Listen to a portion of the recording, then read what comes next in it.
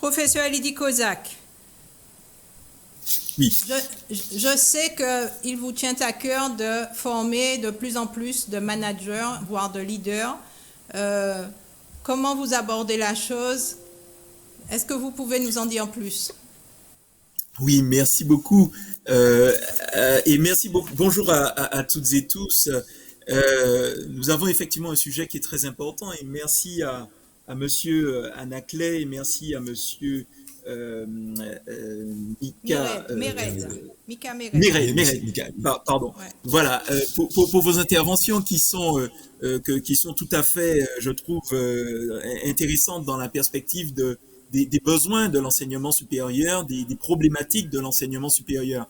Je dirais qu'on a tendance dans des visions parfois, enfin, tout au moins une vision classique de l'enseignement va être de présenter aux futurs professionnels l'organisation comme étant un endroit où règne l'ordre, le contrôle, où tout est parfaitement normé.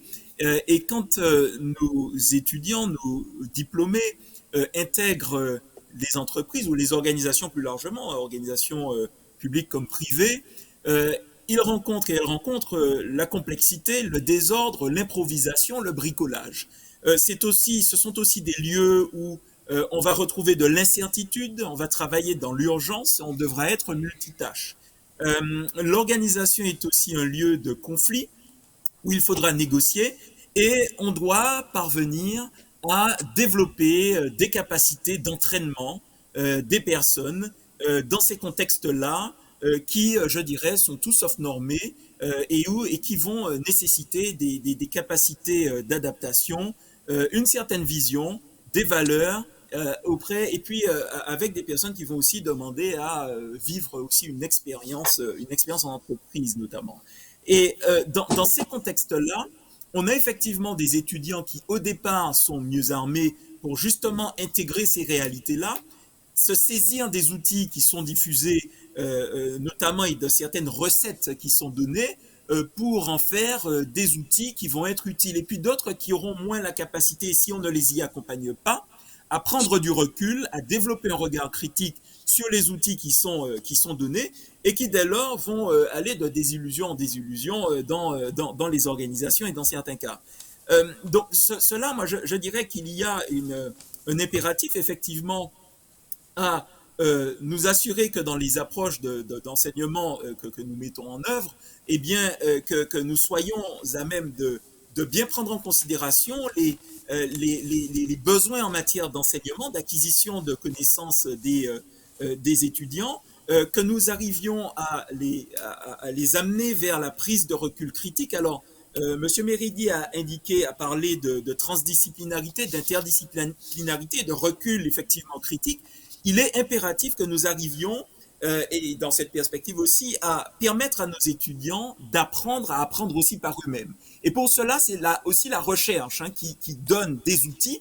La recherche académique, quand elle est bien articulée avec les perspectives des organisations, les besoins aussi des étudiants, qu'on arrive à leur donner des outils, non pas seulement des recettes à intégrer et à appliquer, mais des outils qui leur permettent d'aller plus loin, prendre du recul, parvenir à développer un regard critique sur l'organisation, sur eux-mêmes, sur leur capacité à s'insérer dans des dispositifs qui finalement sont tout sauf normés. Donc, je crois qu'on a là une problématique très importante et M. Anaclet a fort justement insisté sur les jeunes de milieux plus défavorisés. On a une problématique dans les Outre-mer avec les jeunes effectivement de milieux plus défavorisés. Et dans cette problématique-là, il ne faut pas, je crois, que nous reprenions une idée de l'enseignement, et c'est valable également. Monsieur Meridi parlait de Sciences Po qui, et c'est une très bonne nouvelle, va proposer des enseignements dans les Outre-mer, mais il faut faire attention à l'élitisme. Sciences Po a été précurseur dans l'égalité des chances. Je crois que c'est une perspective qu'il faut avoir en vue et de la façon la plus forte possible. On a des problématiques d'égalité des chances. Il faut accompagner les élèves depuis le lycée, peut-être même depuis la première ou la seconde. Il faut les accompagner. Il faut les accompagner pour les amener à eh bien s'insérer dans des dispositifs d'insertion et qui leur soient profitables. Oui, je vois que Monsieur Méridi, vous voulez intervenir? Non.